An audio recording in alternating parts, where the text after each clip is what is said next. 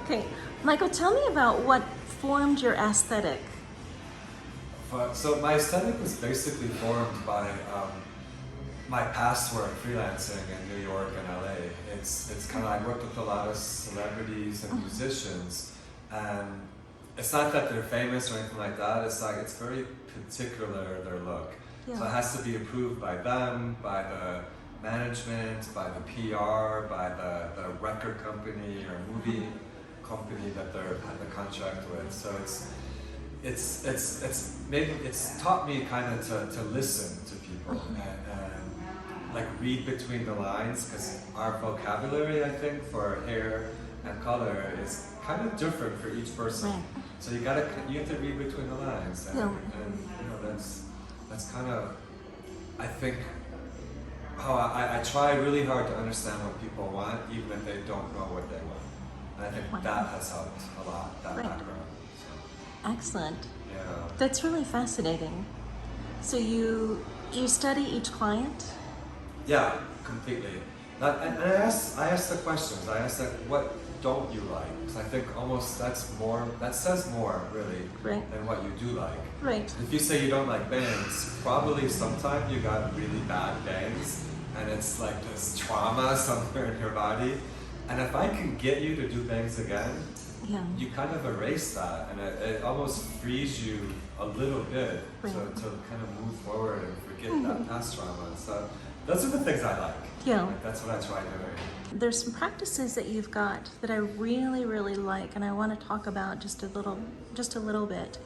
You've mentioned coming into Mexico City not for the sake of getting a paycheck, building some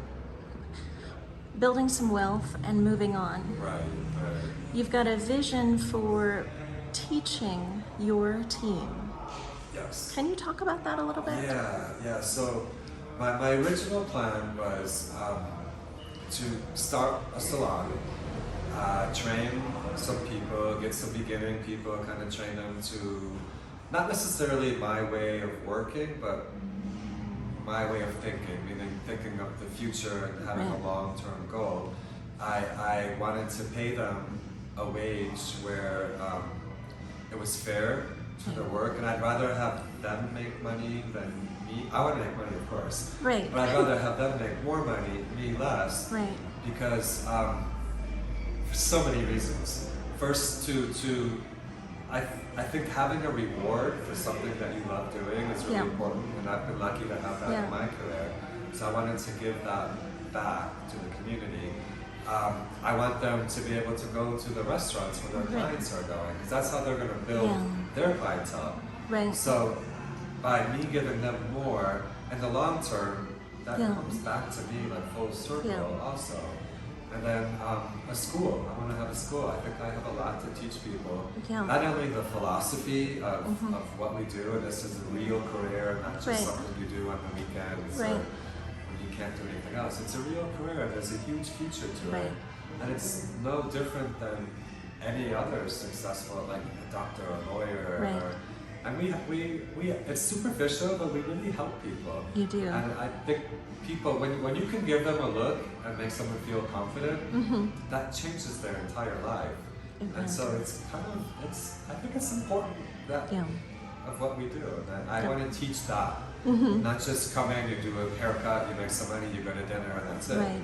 I really want to, it's a full circle process. You're not just making a salary, you're making a beautiful life. Yeah. And that's really important. Thanks so much. You're welcome.